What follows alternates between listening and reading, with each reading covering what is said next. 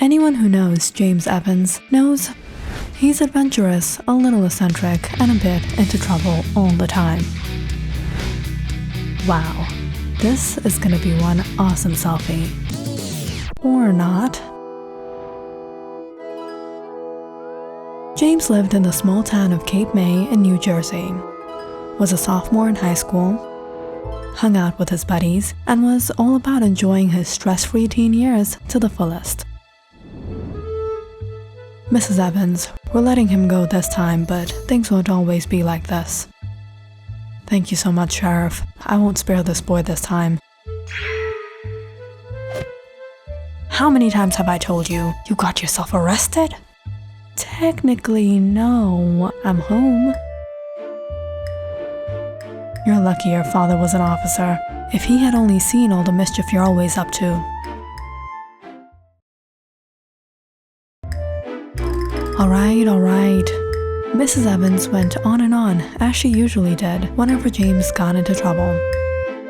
But deep down, she knew James would soon be up to something again. But strange as it was, after that last incident, James didn't get into another mess. He seemed occupied with school and came home on time. What got into him? What got to James? A girl. She recently moved in with her family down the block, was a senior in his school. The first time James saw her, he absolutely fell in love.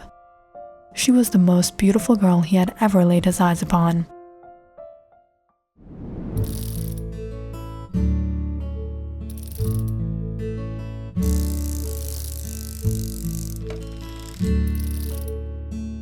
Hey, new neighbor? Yeah, and schoolmates. I've seen you at school. Yeah, I'm James. I'm Margaret Jackman. Call me MJ. Cool. Have you been around town? You should ride your bike on the beach boardwalk. It's awesome. To the beach? It's almost winter. Trust me, it's awesome in the winter, especially in the rain. Anyways, what's wrong with your bike? Just fixing it up a little. So you're beautiful and handy. Excuse me? You have some guts for a sophomore. Does it make a difference when it comes to love? I'm gonna make you my wife. Oh really, little boy? Is it a challenge? Huh, sure. MJ was almost 3 years older than James. He was obviously just teasing around with her, right? Right? Wrong. Friend request from James Evans. Ever since MJ accepted that seemingly innocent friend request, her life became nothing but surprises. She woke up the next morning casually browsing through her newsfeed when she froze seeing a post from James on which he tagged her along with a bunch of their school friends. Big and bold on his status. Finally found the one, dating Margaret Jackman. October 2nd, 2010. Love you, babe. What? What? Dating Margaret Jackman? Since when? MJ immediately sent him a message. Why in the world would you write that on your status? Take it down. The heart posts what the heart wants to post. James, you better take that down. I never back out of a challenge.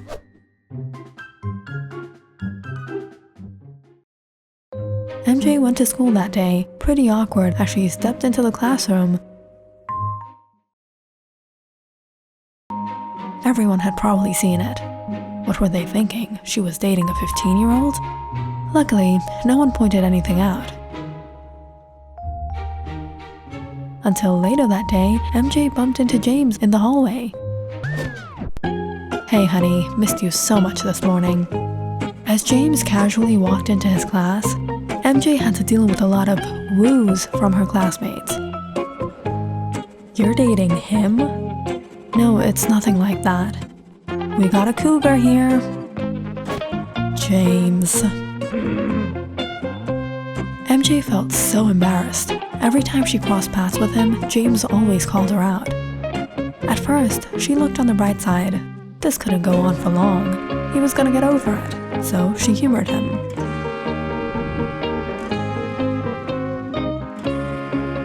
Hey babe, sorry I'm late. How about I make it up to you after school? Is it a date? A date? I would have loved that. But you still haven't got permission from your mommy to stay out late on school nights, have you, James? Good one. And then the secret notes and surprises started. MJ opened up her locker today when a whole bunch of love letters, confetti, and even a heart-shaped balloon popped out. How did he get that in here? Looks like you guys are hitting it off great. I wish I had a boyfriend like that. He's not my boyfriend. Why don't you just admit it? We all saw the pictures. What pictures? MJ found out James had been posting pictures of them he randomly took when she wasn't aware. Awesome date with my love. Dropping the girlfriend off home. James, are you serious? You have to stop. People are talking about me. No, people are talking about us. Babe, be honest to yourself. You're liking it. You've fallen in love with me. In your dreams, you're crossing the line, James. A lover's gotta do what a lover's gotta do.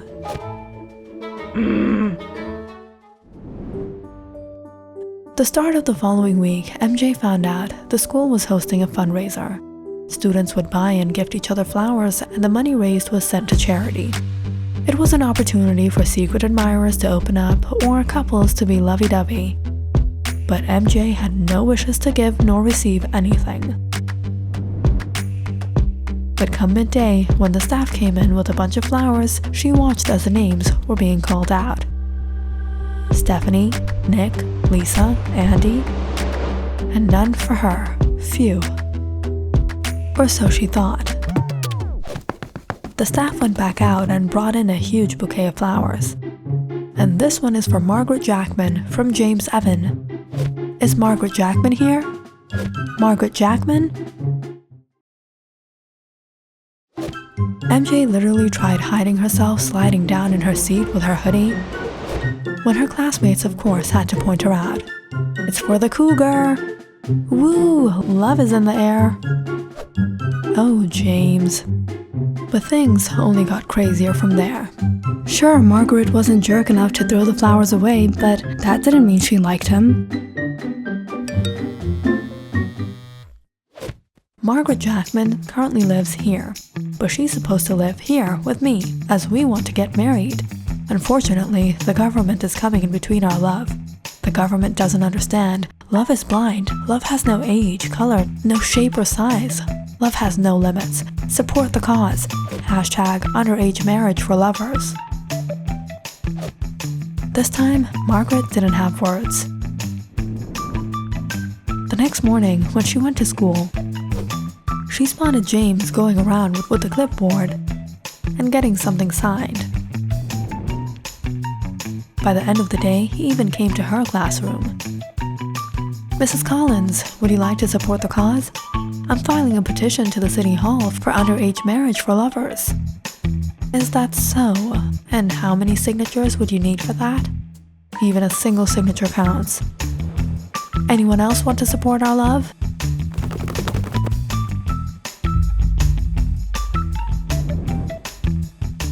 You're filing a petition to the City Hall? When will you sign it? Never, you're crazy. The next weekend, MJ was relieved to be home. Saturday morning, she walked down to the kitchen to have breakfast, but instead found her parents staring at her strange. Margaret, is there something you need to tell us, sweetheart? About what, Dad? Sweetie, if you're going through something, we want to be there for you. What are you guys talking about? With a sigh, her parents passed a long gift-wrapped box and a note. What's this? For the mother of my child? Inside was a twin stroller with the names MJ and James sewn onto it. This will come in handy when we have our twins. James. Mom, Dad, this is a prank. I'm not pregnant. Margaret, are you sure? Phases like this can be difficult, sweetheart, but you're our daughter. Your well-being is what matters to us." "Oh no. Oh no. Mom, Dad, I'm serious." Margaret was starting to freak out. What am I going to do? It had been a few days since James had last sent MJ a gift that he suddenly noticed she had gotten really quiet. She stayed at home much of the time, she avoided him at school and ignored all his gigs. But finally, one evening, while James was returning home, he found her all alone by the boardwalk, trying to fix her bike. "Need help?" "Please, James, just leave me alone. I don't need your help." All of a sudden, the rain started to pour heavily. "All right, do it yourself, but take this."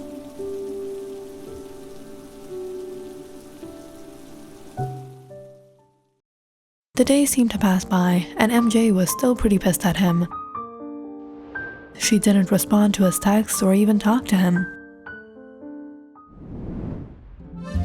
And soon enough, one day, James spotted her with some guy, laughing and talking with each other. "What are you doing with my girlfriend?" "Your girlfriend? Aren't you a little too young to be dating her?" "James, stop it, not here." "You, I'll talk with in private. I don't want to make a scene about our relationship in front of people." "Relationship? What relationship?" "You know what? Meet me by the boardwalk at 6. We'll talk this out there. Now go." "All right, I'm leaving now. But I have my eyes on you."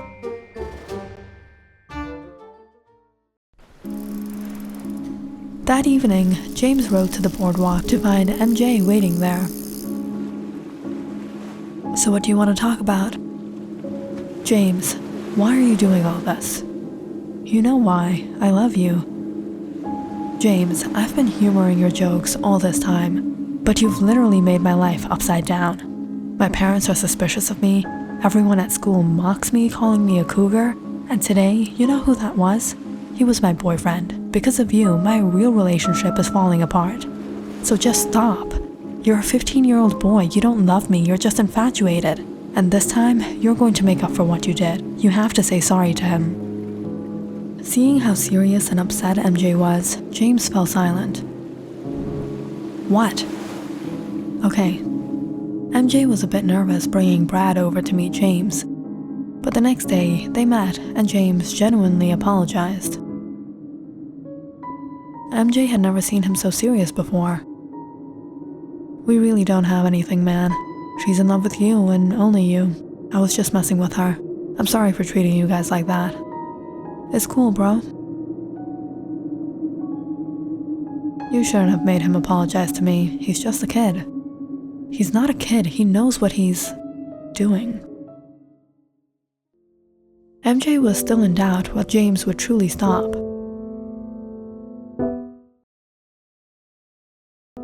The following day, she hurried down to check her mail, but there was nothing there. She kept checking her locker at school, but no surprise notes. She waited for his BII book posts, but nothing about her. In fact, he had deleted all their old pics and posts. James was casually going on with his life, behaving as if she didn't exist. Why? Why was he behaving like that? As the days went by, MJ realized all she had been thinking of was James, waiting for one of his surprises, missing him.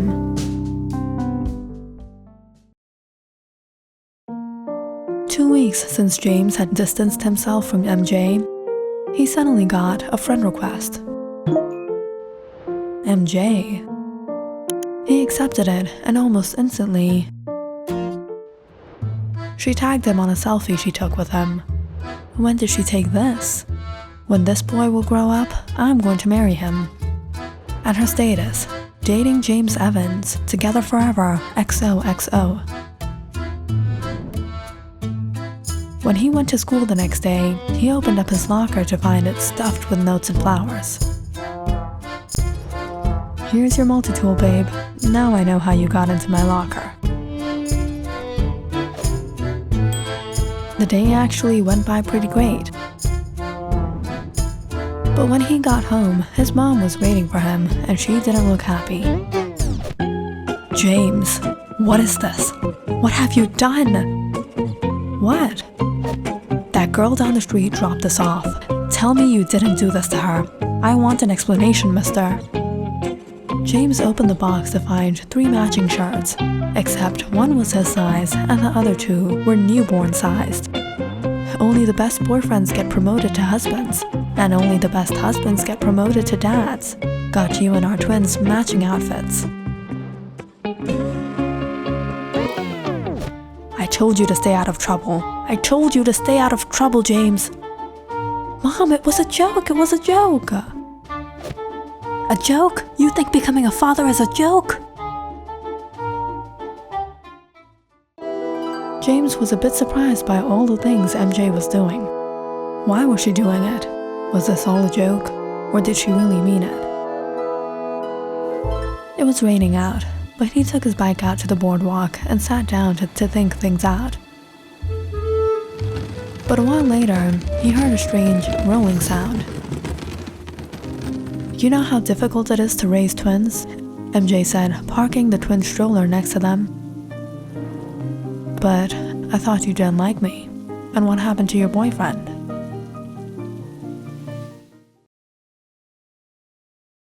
First of all, he was never my boyfriend.